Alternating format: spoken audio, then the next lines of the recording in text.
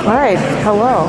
Hello? Hello, my little conchas. Long time no see. I'm here at Texas Latino Comic Con. There was only an hour for setup, and I require an hour for setup because my setup is now much more complex. But everything got set up, but immediately, like, as I was done, like, people were already coming in, like, mid-setup, because, you know, Latinos, we out here. But my setup is super upgraded, and I have everything on the table. I did not bring originals. I haven't been selling. Plus, my originals are super outdated, so that's, like, the only thing I don't have. I've already made sales. So it's lit. There's also a lot of people coming in. Like, it's so busy. I don't know how easy it's gonna be vlogging, because number one, this is my first vlog back in a while. I've had surgery since the last time I vlogged a con. A lot has happened since the last time I vlogged a con. But I'm also testing out makeup. Look at, like, I have a lot of makeup products right now from LA Cosmetics. I am very, very excited that working with the Twitch Latin Guild got me to be able to be in connection with them, and they send me products, I review them, and I was like, what better time to review than at a con? So real quick message, and I'm gonna be popping in and out of the vlog because I did not vlog a lot. It was so busy. But I do want to thank LA Cosmetics. They did send me products. This video isn't sponsored by them, but I want to give them a shout out because, like, as a content creator, I like to spread the word of products that are great. And also as a content creator, I didn't realize how much makeup impacted my content creator life. Even as an artist, like, I put on makeup to stream, I put on makeup to go to cons, I put on makeup for meeting, like, it's there. It's very much a part of my life artistically without being intentionally, you know, insisting in it. And something that I really love about this brand is the affordability. Like, LA Cosmetics is drugstore brand level, like, and if it's good, I want to talk about it. So in this vlog, I wore this lip gloss. I don't have any on me up here because I just realized they are all in all of my purses. Like, I have one in my work bag, one in my purse, and one in my backup purse. Like, they're all, because I use them on the go, and I love them. And they last. Like, the thing about it is it keeps my lips moist, which, great. Next, I use this brow Saber pen. It's really great. I'm actually wearing it right now as well. You can't see my eyebrows because my bangs are too long. This is great. It replaced my current brand one that I like, so I do recommend this. I have this in dark brown, and they sent me another shade. I think it's darker. Next is a product I never really used, which is lip liner. I've never really used lip liner before they sent this to me, but as you can see later in the vlog, spoiler alert, it lasted. And the whole look was started off with this primer, which has SPF. My one thing about it is it does have a slight, like, sunblock smell to it, but it's nothing that, like, is bothersome or sticks around. And then finally, this is my favorite product that they sent, actually. So it is a hydrating, also setting spray, and it's a dewy finish, which, funny enough, I don't buy dewy finishes on any of my setting sprays. I usually get matte because my skin is already, like, moist looking, and not in a cute way. So I'm like, dewy's gonna make me look moist, but it, like, look at my face. I'm wearing it right now, and it's not like, I don't look wet unintentionally. Oh, isn't that satisfying? But I just love talking up these products because, number one, they're on the affordable scale of cosmetic. And so if you're on a budget constantly like I am, they're really great. And I want to thank them for sending me those products. That was super nice. And they're great. I like them. I'm not even sponsored. I just like showing off products that work well and should be talked about. Okay, back to the vlog. But yeah, all set up. People are coming in. Oh my God. Hello. How are y'all doing? How are you?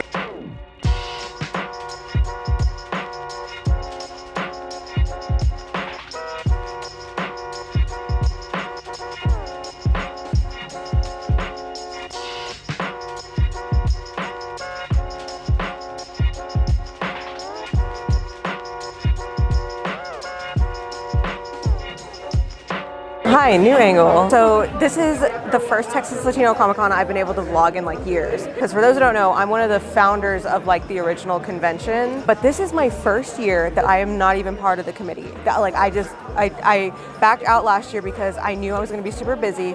I also wanted to prioritize more studio work, which I've been booking, thank the Lord. It wasn't for nothing. So it's, like, super weird, like, being here but not having been part of, like, the planning on all that. But I mean, it happened. We're good. But no, I'm really glad that I was able to be here and set up my stuff, especially because I've been so productive this year, making new things and having books and blah. So I'm really excited to present myself as a creator this year without, like, the panic of having to run a show. Like, it feels great. I'm not gonna lie. All right, today for food, we're doing light because I know we have an after party, but I wanted to hydrate. I need caffeine. I wanted some fruit just because ever since surgery, I've been on a better, like, eating kick. My stomach doesn't like bad food, which I guess is a good thing for me. But I have fruit for breakfast. I got some protein here. I'm not eating, like, too much because I'm super anxious at a con, but this is good sustenance for the day. Look at me making healthier choices minus the soda. I don't want to hear shit I'm gonna drink aspartame till the day I fucking die. I don't wanna fucking care. I love, okay, anyway.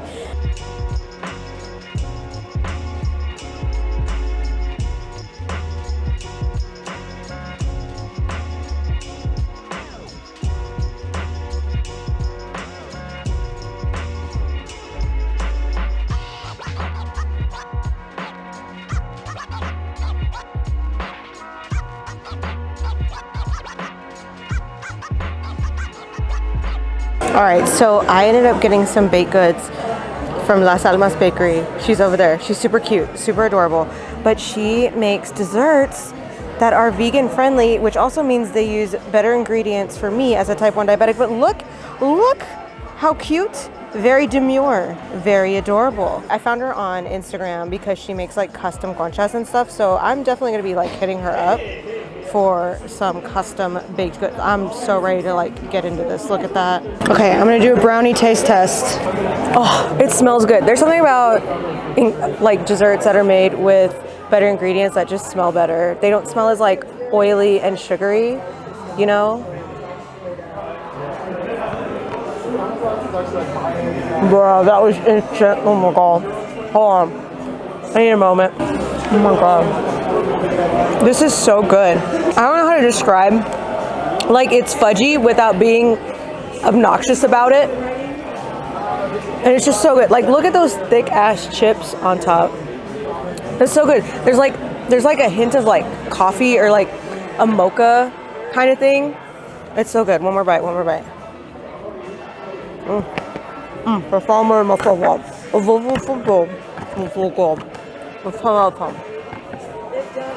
You love me. What?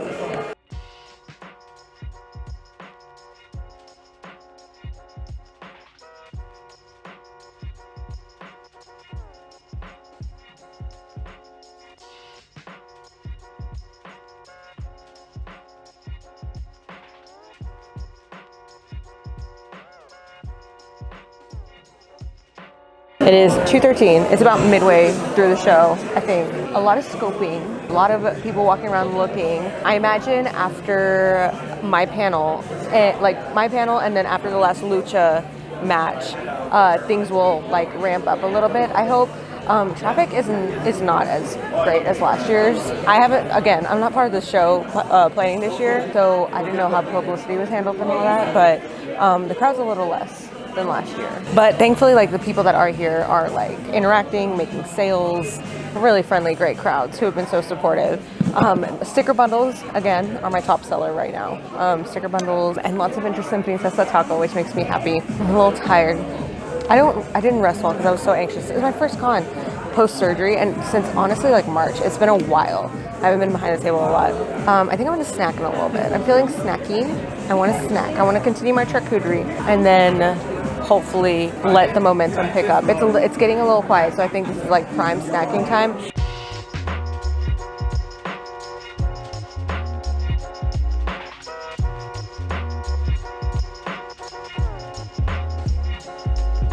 Great United can do, 25 years of Baldo and the impact he's done in the community. So we have a surprise for Hector. Am I going to wrestle someone? Yeah, they're calling you out to the ring. No.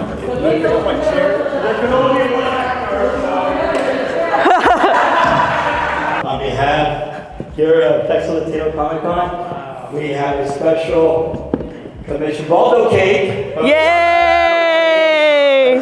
Celebrating 25 years of Baldo. Applauso! Woo! And we expect you all back here in 2050 for the next Yep. 25 years of Baldo.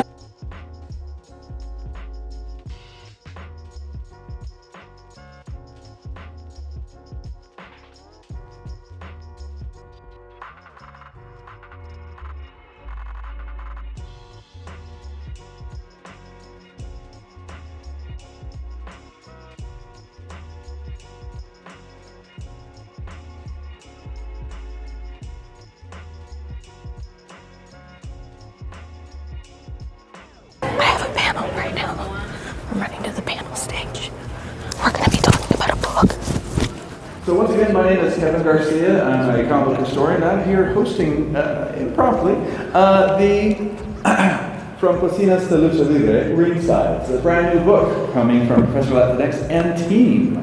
And I would like to introduce our cast of characters here. So let's start with Elia Maria. Could you talk a little bit about what you do and what brought you to this particular project? Sure. Hello, my name is Elia Maria Madrid. I'm an illustrator and cartoonist based here in Dallas.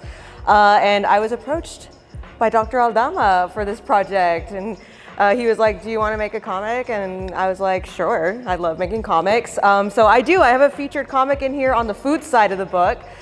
Food is actually a very important part of my culture. It's the part, I grew up super gentrified, unfortunately, but food was like the one thing that I had with my culture growing up. And so that's what I drew from. And that's the comic that I have featured in this. Hi, I'm Dianita. I am from Mexico. I'm a traditional artist and I paint mostly fantasy. And I was also approached by Frederick to make an illustration for this book.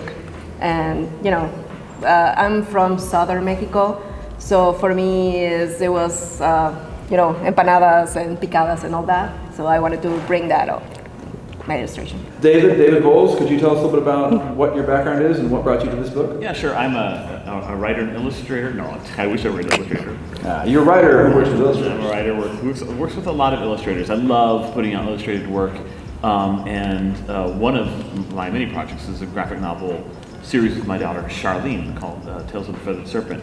And so when Fede reached out and said, look, we're putting this anthology together, would you guys contribute something? I was down for it right away.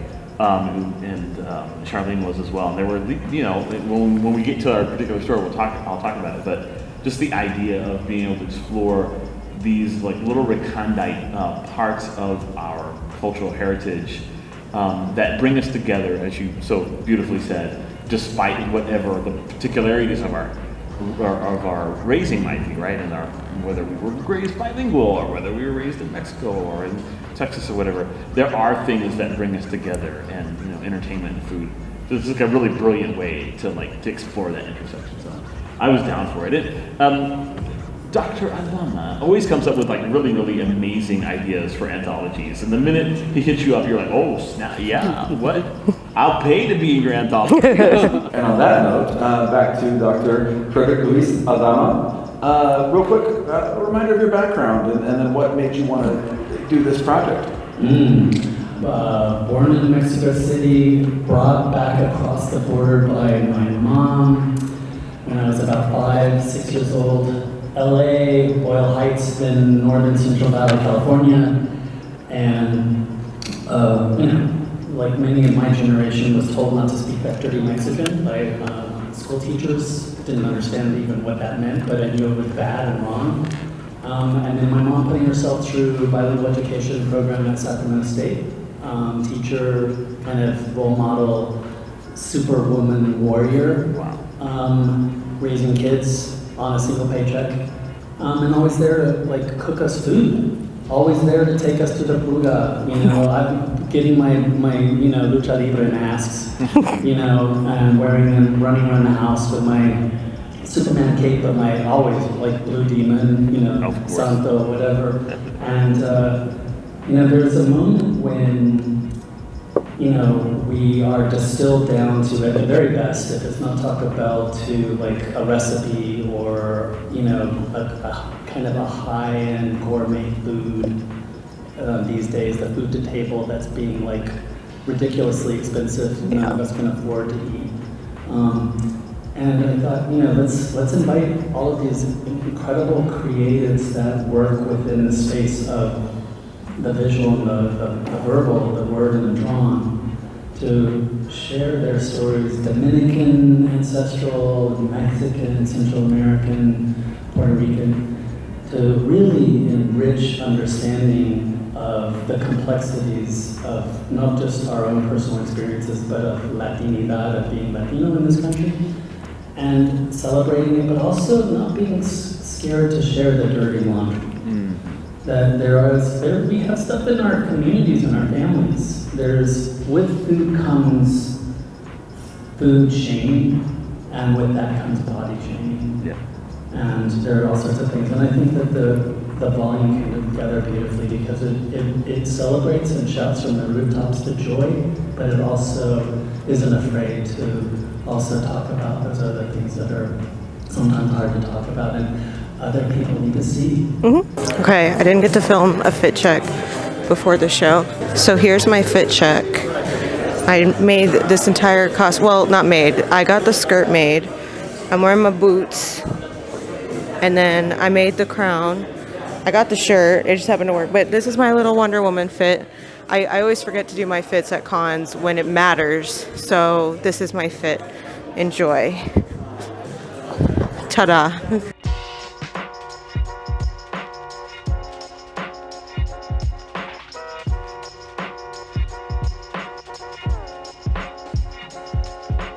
I'm gonna go film some lucha real quick. The last lucha match is going on right now.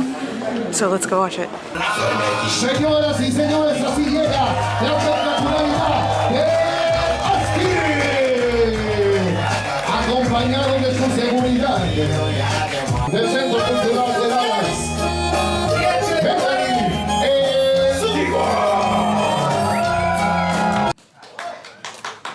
A su señor, cuando usted lo indique.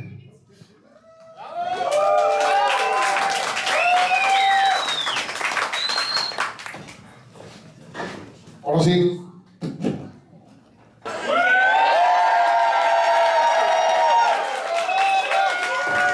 Puro barbero es lo que veo aquí. Claro que vino muerto pa' qué, cabrón.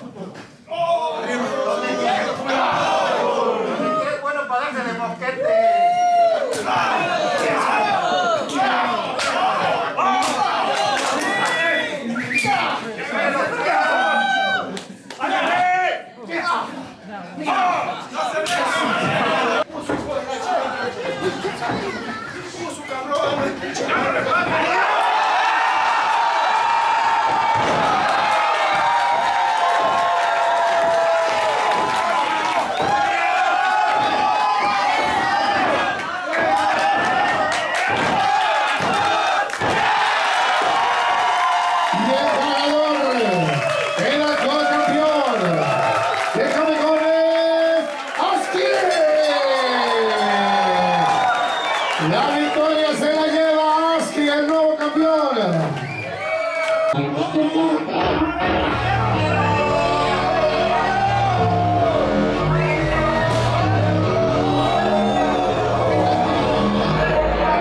¿Acaso pensaron que esto se acabó? Did y'all really think this was over with? Aski, I told you, it's not over until I say it's over. Y te dije que esta noche no va a terminar así.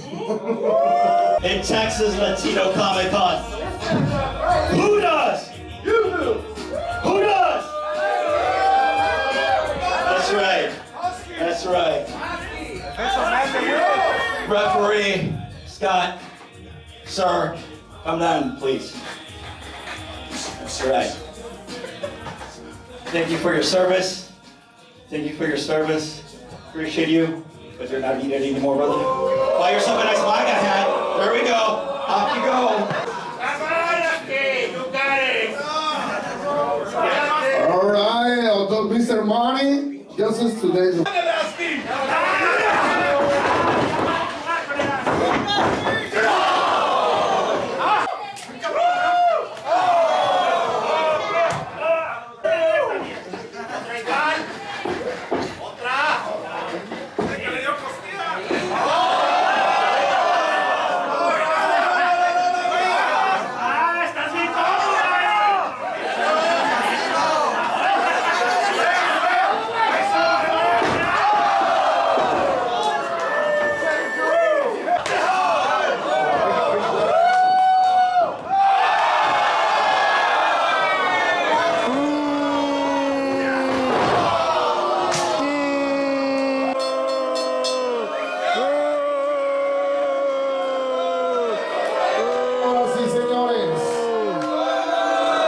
La victoria es para Karen.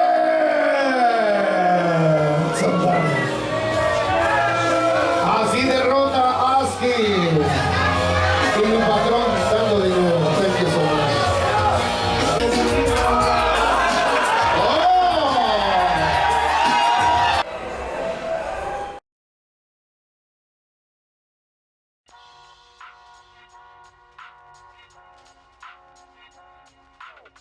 Hi, it's me on a different day. I thought I was going to interject more because I thought I was going to have way less vlog footage than I actually had, so yay me, go me. I guess I'm okay at vlogging again.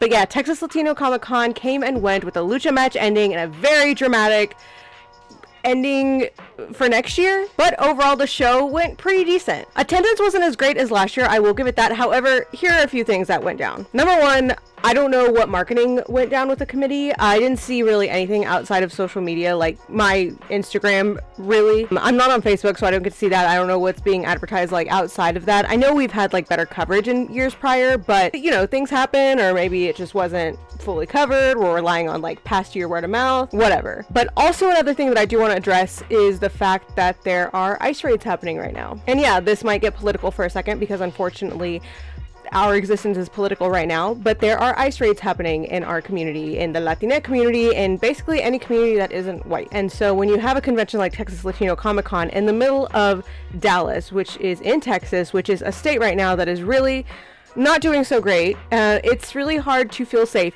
going out and doing things that celebrate our culture when our culture is kind of under attack. So I fully saw the effects of that at the show, not just because visually, like, you know, there's a lot less people, but lots of people brought it up. It really sucks that a part of our identity, our culture, something that we're really proud of and that we bring together to celebrate at this event specifically, has to be affected by something like this. And of course the convention did its best to put out the little know your rights things and everything, but at the same time it's like, why do we have to do that? I feel like if things weren't politically where they were at this time, things could have been better. I truly believe that. And anyone who disagrees, well, be Latino and then talk to me, okay? But the people that did attend were so nice. I met so many new people. So people that have been watching like my vlogs, have been following me on Twitch, have people that knew me from online went and found me at this show. And I still get really like, what's the feeling where you're filled with surreal happiness where it's like, oh my God, I'm out there and people watch it. That's what I felt, and it felt really cool. So I'm really glad because now I'm back better from surgery and hopefully I can continue making more content for y'all. I did not get to walk around and shop as much as I wanted to. It was a really busy day. Despite sales being lower, it was just constantly busy. And I like that. I love that. There was only a couple of moments where I stopped and I got to draw, I got to snack. But overall, busy day, talking to people, selling and everything. My top sellers were my stickers as always, though I was really hoping my comic books would do a lot better, but I feel like that's a display issue. I want to bring back my bookshelf. I just don't know where it is, if I'm being totally honest. I rearranged my studio before C2E2 in April, and I put those bookshelves somewhere, and now I can't find them. But once I find them, my display's changing because I really need my comic books to be front and visible as much as my stickers are. I'm gonna edit my table design a little bit. I'll put like a rough draft on Patreon so y'all can see what I'm talking about, but I want my books to be displayed better because they weren't really as accessible as I wanted them to. And so thankfully Princesa Taco got a lot of like visual pull because she had her own banner, she had her own side with all the merch, but other than that, my other comic books didn't get as much love as I'd hoped. But yeah, I totally recommend this show if you are local to the Dallas-Fort Worth area or you have easy accessibility to the Dallas-Fort Worth area, because it is still a local market show. It is a lower scale, and with everything being the way it is right now, attendance can't be as guaranteed, as voluminous as, you know, it could be. That being said, I did thankfully get to do some art trades towards the end of my table time because I didn't get to get away. But I thank everybody who came by and did some art trades. I want to share those pieces with y'all right now. This first one is Artfully Andrea, and she gave me two things. So I got an original. Look at this wizard. It's like printed on there like a screen print or like a stamp print. And then of course Slave Leia, but so cute. Oh my God. I love them. I love them so much. Up next is from Modest Monkey. I got a cat sticker because I love cats. Look how cute! And those colors, like holy cow. And also I got a zine. We traded zines because I love making zines now. I only have one, but I want to make more. So this one is about Prism the cat. It's a story of a cat pack leader. And so I get a little story and a comic book where you have to go buy it yourself. I'm just pimping it out. And then these are from Sketching Stephanie, which I was gonna run and buy the print, but I didn't get to run over in time. But I got Glendon Elphaba stickers because I love Wicked, and look how cute they are. It reminds me of the circles in Kingdom Hearts, the stained glass. So I was dead. I died. I love them so much. Please focus on them and not me. But yeah, that's my tiny haul from Texas Latino Comic Con. I'm so sorry I didn't get to shop, but yeah, I do hope that this con continues and gets bigger. That's my hope. As someone who like helped found the con, as one of the original founders of the con, and next year marks the 10-year mark, if I remember right, 10th annual or 10th celebrated. Something like, it's the 10th time that they've done it. I know there was like a break there, like we took during COVID, but like we still had the online show, but this is like the 10th year. So like, I hope it's bigger and better. But as of right now, I don't really have that many shows booked. I want to book more. I missed a lot of signups over the summer while I was in pre-surgery, surgery, and surgery recovery. During that time, I just did not focus on anything art business wise. I was just focused on getting better and making sure my body functioned correctly. But I'm starting to look at applications for stuff now. So shows that are happening like either early in the year next year or spring are ones that I'm going to be looking at applying for, hopefully. So if there's a show you want to see me at, let me know, drop it in the comments. Of course, budget, whatever. If there's a con that wants comic guests, hit me up. But the next show I'll be at is a little quick show, the Hispanic Heritage Month celebration at this library right here. I'm gonna put the graphic here because I forgot which library it is. It's the Illinois library? Illinois? Yeah. And I'm gonna have my table set there. I'm only gonna have things that are kid friendly at my table, so I'm not gonna have my full collection, but I will be there for the morning festivities for Hispanic Heritage Month. And as I get new bookings, I will update my website, of course. So hopefully I can see y'all at the show. Thank you all for watching. Please like, subscribe, ring the bell, do all that. Support me on Patreon if you want to help my art journey and hopefully build up to be able to do more shows. And I will see y'all in the next video. Y'all take care. Bye.